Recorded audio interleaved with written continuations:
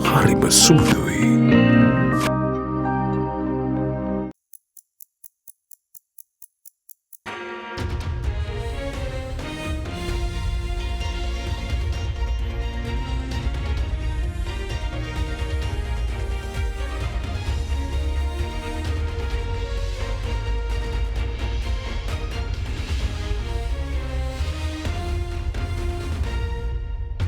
Tonight on First at 9 this Friday, the 13th of October 2023. Digital inclusion. The President calls on the private sector to invest in basic digital infrastructure. Belts and roads. President to attend the Belt and Road Forum in China. Talks to be held with President Xi Jinping on debt restructuring. Smart planning. Sri Lanka's private creditors forward a proposal on restructuring $12 billion of overseas debt. Billion reasons. Investment Promotion Ministry aims at $1 billion FDI target by the end of 2023. ඔබේ විශ්වාසය දෙනු සෙන්සුරයින් දැන් ළඟමැති ෆාමසියෙන් ලබාගත හැක. This is AdaDerana First at 9. Live from Studio 24 in Colombo. Good evening and a warm welcome to Friday the 13th. I'm Jonathan Benedict. Let's take a look at our top story for the evening. President Ranil Wickremesinghe rallied the private sector of the country to invest in basic digital infrastructure, adding that the government will pick up the necessary slack when it is difficult to continue for the private sector. Addressing an event in Colombo, the head of state confirmed that banks are currently being restructured to ensure the availability of adequate funds for infrastructure projects, including digital infrastructure. The president added that digital infrastructure and capital financing is essential to bridge the digital divide. The 2023 National Information Technology Conference, co-organized by the Ministry of Technology and the Computer Society of Sri Lanka, commenced in Colombo under the patronage of President Ranil Wickremesinghe. The conference, themed Towards a Sustainable Digital Society 2030 Digital Economy, brings together both local and international IT scholars and experts.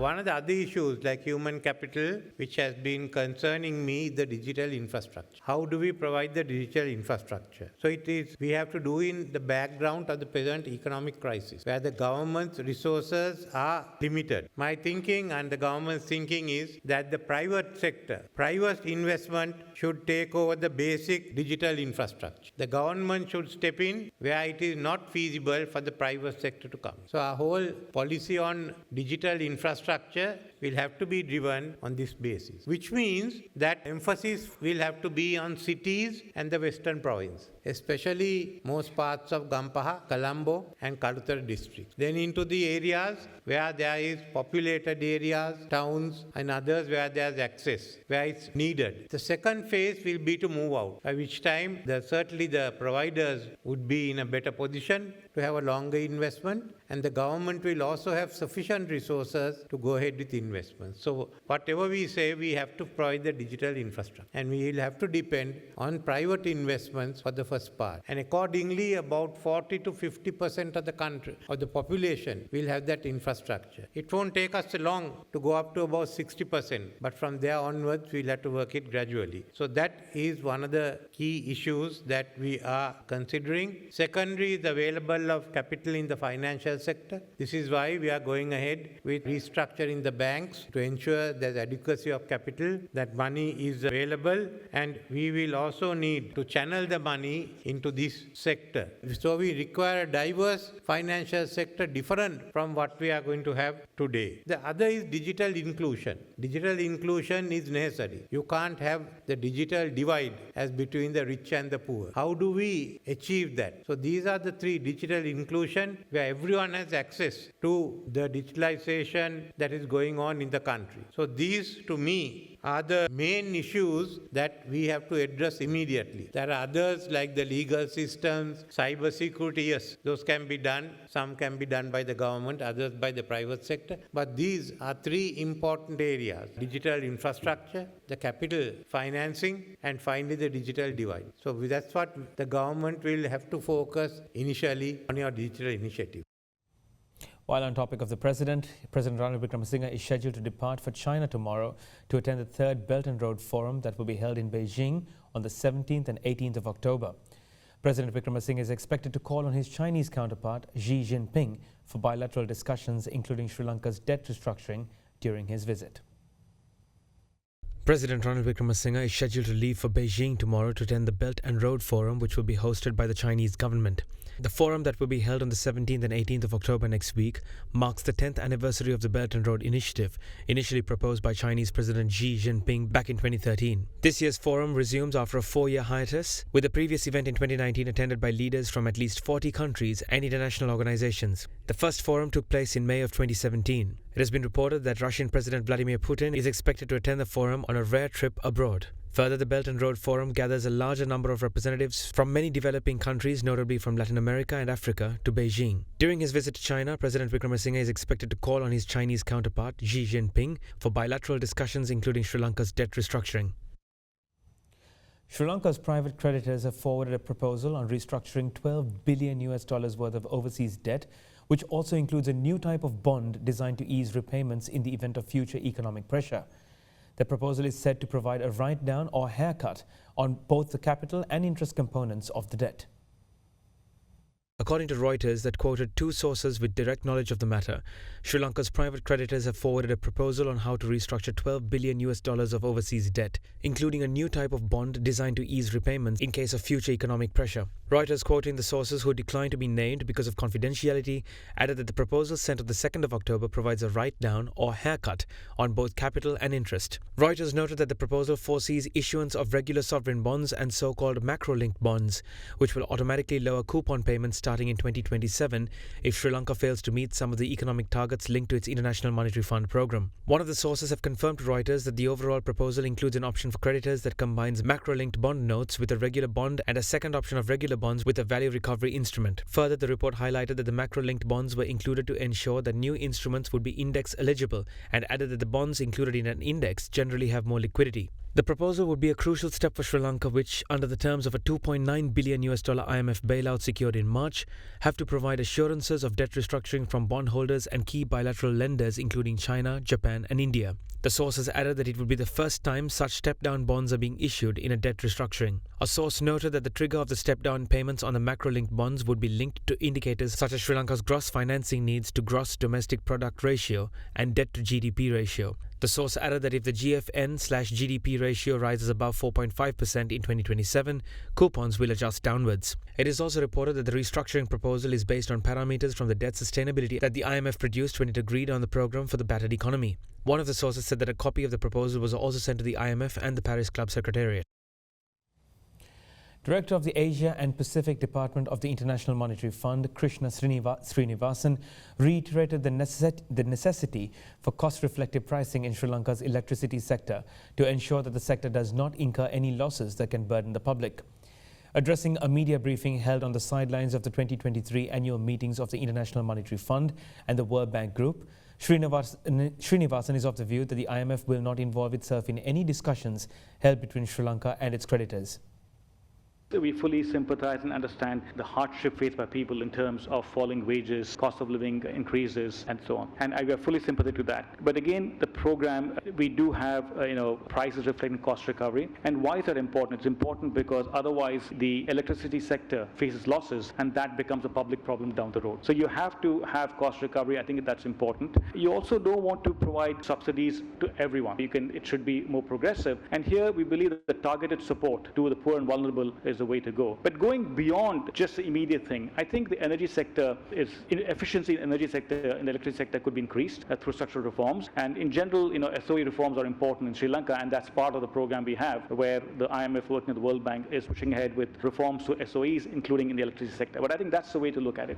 We understand that bondholders have made a proposal for GDP-linked bonds. Is this something that the IMF allows or encourages Sri Lanka to consider? We don't get involved in these debt restructuring efforts between creditors and the debtor. So if private creditors have put forward a proposal which includes GDP-linked bonds, that's for Sri Lankan authorities and their advisors to engage with them to see. Our role comes in terms of to see how any kind of agreement is consistent with the debt targets and consistent with debt restructuring exercise in the macro framework. The Commissioner General of Examinations, Amit Jayasundara, highlighted that the scholarship examination, which is due to be held, will not be affected due to inclement weather, adding that necessary measures to ensure students safely arrive at examination centres are taken. Meanwhile, the Department of Meteorology stated that more rains are to be expected to continue through the course of tomorrow as well as the day after. As the country continues to experience heavy rainfall, the Mathura district remains the most affected area from the fallout of the incessant rains. It worsened to the point that schools in the district were also closed for a few days during the past week. However, the Commissioner General of Examinations said that the scholarship examination will not be affected by the ongoing situation. එකම එක මධ්‍යස්ථානයක් මූලටියන කලාපයට අදාළ උයන්ගොඩ මහා විද්‍යාලයේ පිහිටුවා තියෙන විභාග මධ්‍යස්ථානය අපිට වෙනස් කරන්න සිදු වුණා. ඒ මධ්‍යස්ථානයේ ආසන්නයේ නාරන්ගොඩ මධ්‍ය මහා විද්‍යාලය වෙත රැගෙන යාමට සිදු වුණා. ඒ සිද්ධිය විතරයි අපිට මධ්‍යස්ථානයක් මේ ආපදා තත්ත්වයට වෙනස් කරන්න සිදු වුණේ. අද උදේත් මාතර තත්ත්වයේ විමසුවා යම්කිසි තත්ත්වයක් ඇති වුණොත් මේ දරුවන් විභාග මධ්‍යස්ථානයේට තමන්ගේ ප්‍රදේශයේ ඉඳලා සුරක්ෂිතව රැගෙන යාමට අවශ්‍ය වැඩපිළිවෙළ සකස් කරලා තියෙනවා කියන එක විශේෂයෙන් මාව දැනුවත් කරා. ඊළඟට අපි නොහිතන විදිහට තමන්ගේ මධ්‍යස්ථානට යන්න බැරි තත්ත්වයක් උදා වුණොත් ඒ දවස තුල අපි ආසන්න මධ්‍යස්ථාන වෙනත් ඕනෑම මධ්‍යස්ථානයකට මේ දරුවන් යොමු කරන්න අවශ්‍ය පියවර අරන් තියෙනවා. අපි ඒකට අවසරය ලබා දීලා තියෙනවා. ඍජුවම ආපදා කළමනාකරන මධ්‍යස්ථානයේ අමතන්න 117 කියන ඒ ක්ෂණික දුරකථන අංකයෙන් මොකද ඕනෑම ප්‍රදේශයක ඒ ආපදා කළමනාකරන නිලධාරීන් සූදානමින් ඉන්නවා යම්කිසි ආපදා තත්ත්වයකට මුහුණ දෙන්න. මේ දරුවන් ඒ තත්ත්වයන්ට බිය වෙන්න එපා කියන එක විශේෂයෙන්ම ඉල්ලා සිටිනවා.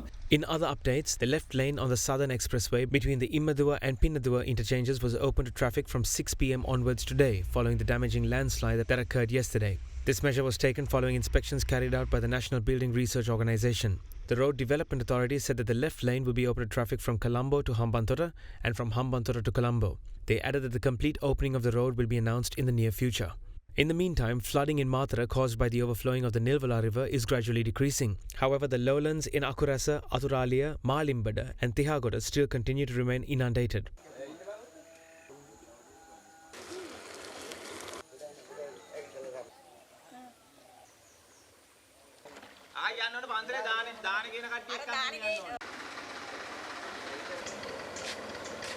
Due to heavy rainfall, a decision was made to open 4 emergency floodgates of the Polgola barrage. As remaining floodgates are likely to be opened, the Mahaveli Authority of Sri Lanka warned people living in the lower areas of the region and those using the Mahaveli River to remain vigilant. Taking the prevailing inclement weather into account, the National Building Research Organisation extended early landslide warnings issued to 10 districts. Accordingly, early landslide warnings issued to areas in the Badulla, Gaul, Mathura, Ratnapura, Hambantota, Kalutara, Kandy, Kegaul, Mathale and Nuwareli districts were extended further.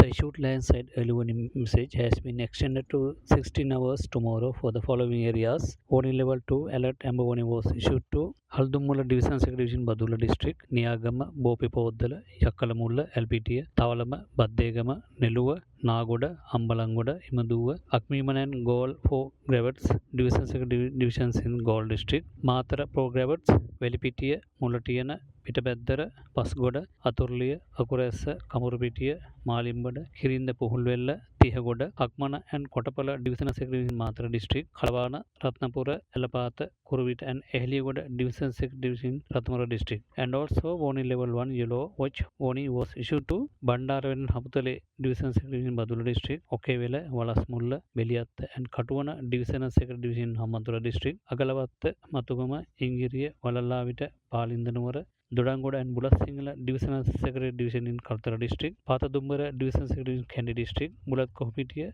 Ruanwella, Darnegala, Yatiantota, Kegol and Dehiovita Divisional Secretary in Kegol District, Matale, Okuela and Ratota Divisional Secretary in Matale District, Ambangamu Korle Division Secretary in Murelia District, Kahavatta, Nivitikala, Pelmadulla, Kodakavela, Kolonna, Opanayaka, Balangoda, Veligapola, Kiriella, Imbulpe and Aigama Division in Ratnamura District. Further, the Met Department highlighted that fairly heavy rain showers can be expected in most regions over the island during the afternoon or tomorrow night.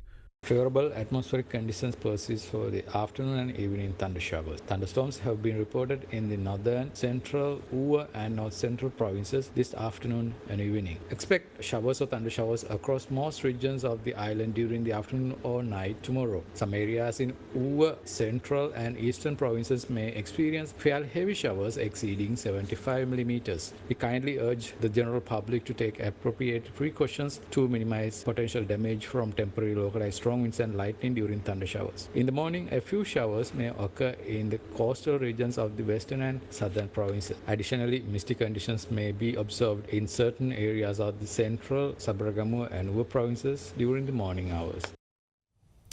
A suspect in connection with the murder of two individuals in Taldua was arrested today.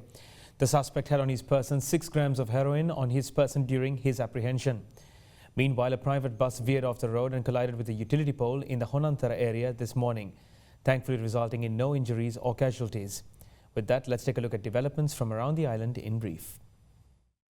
A suspect who is believed to have assisted in the murder of 2 individuals, which also left 2 others severely injured in Taldua, was apprehended today. The arrest was made during a raid conducted by the Police Special Task Force in the Katuava area in Hambantota. The suspect, who was arrested while having 6 grams of heroin in possession, is also an associate of the organised criminal Manna Ramesh. An accident was reported from the Honantara area this morning. A private bus travelling from Mount Lavinia to Kottawa had reportedly veered off the road and collided with a nearby utility pole. According to the Kasbah police, there have been no injuries in the accident. They added that the high speed of the bus was identified as the cause. In other news, a van was severely damaged after it collided with an elephant in the Kitulutuva area in Habrana Trincomalee. In Kitulutuva area on the Habrana Trincomalee road. The driver of the van had not sustained injuries, while the wild elephant has fled to the Somavati reserve. According to wildlife officials of Kaudula, measures are being taken to locate the injured elephant in order to provide treatment.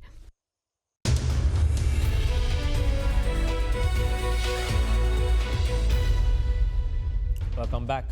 State Minister of Investment Promotion Dilum Amunagama confirmed that Sri Lanka has secured $701 million worth of foreign direct investments in the first 9 months of this year. Addressing a media briefing today, the State Minister said that his ministry aims to attract $1 billion or beyond as the foreign direct investment target by the end of this year. In terms of FDI, what's the latest update, Minister? So far, we have received about 701 million worth of FDIs up to last month. What is the worth of agreement signed so far? When we calculate FDIs, just because they come and tell us, we don't calculate. Exactly. So these are all signed. So and this is already started, right? 701 million already started. Signed and part of the funds remitted, BOI payments made. Okay. I think our target is generally 1 billion. If we are lucky, we can kick off the refinery also this year. And I'm pushing hard on 2 more projects in Hambantota with 280 million and one is 250 million, which are 2 metal processing projects. So if we are lucky with all that, we will be able to overshoot our target, which is 1 billion. Different processes. One is a project that brings in crushed vehicles in environment friendly form where oil and all that gases are taken out and it comes in a sort of a cube which is reproduced into the sheet. That is one. And then the other one is copper, which is again comes in crushed form, which will be converted into raw material copper sheets. Roughly one project is about 500 containers movement a week from Hambantota port. So that will also boost the movement in the Hambantota port also by about 1,000 containers a week. Sri Lankan shares closed lower on Friday, dragged by losses in consumer discretionary and energy stocks. The CSE All-Share Index marginally settled down 0.05% at 10,819.03 points. Sri Lanka's authorities can negotiate any proposals private creditors make, such as issuing GDP-linked bonds, per a senior International Monetary Fund official. President Ranil Wickremesinghe will visit China next week as the country makes progress on debt restructuring talks with its biggest lender. Lanka IOC PLC and Eden Hotel Lanka PLC were the top losers on the CSE, falling 3.5% and 5.2% respectively. Trading volume rose to 39 million shares from 29.1 million shares in the previous session. The equity market's turnover fell to 823.4 million rupees from 999.4 million rupees in the previous session. Foreign investors were net buyers, purchasing stocks worth 102.1 million rupees, while domestic investors were net sellers, offloading shares worth 775 million rupees.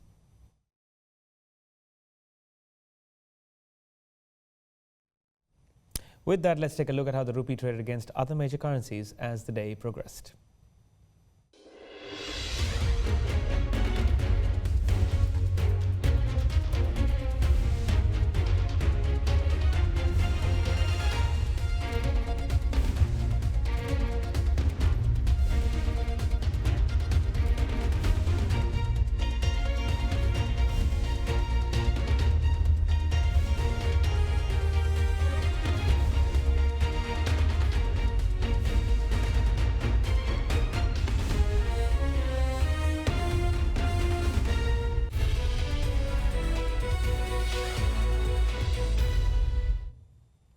The Mandarina Hotel in Colombo, a subsidiary of Maxons Holdings, has won the Gold Award for Leading City Hotel at the South Asian Travel Awards 2023.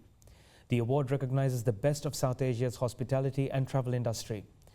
What makes the win more prestigious is that a total of 6 South Asian nations competed, with more than 750 venues being nominated for the awards. With that, let's take a look at more corporate news from the corporate sector today. Sri Lanka conglomerate Hunas Holdings, that has a diverse portfolio in power and the agri and tourism sectors, said that going forward the firm is ready to contribute to the nation's energy needs, particularly given the ongoing power shortages due to fuel scarcity. Regarding the plantation sector, the firm is determined to implement sustainable practices to enhance production and bolster performance, whilst in the leisure sector, the partnership with hotelier Adrian Zeka aims to convert existing leisure properties into high-end destinations, thereby expanding their presence in luxury tourism.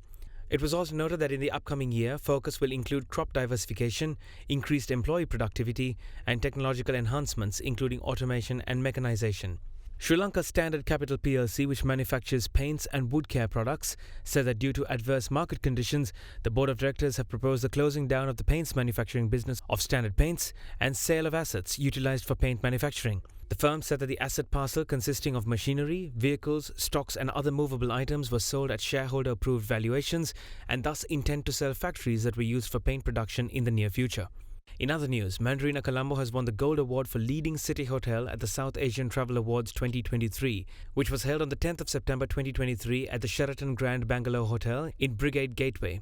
The South Asian Travel Awards recognizes and honors the best of South Asia's hospitality and travel industry. A total of 6 South Asian countries have competed for SATA 2023, with more than 750 venues being nominated for the awards.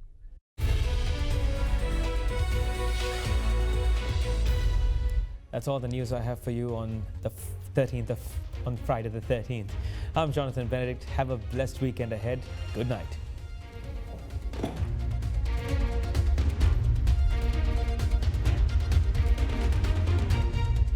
For news and information you can trust 24 hours a day, visit AdaDerana.lk.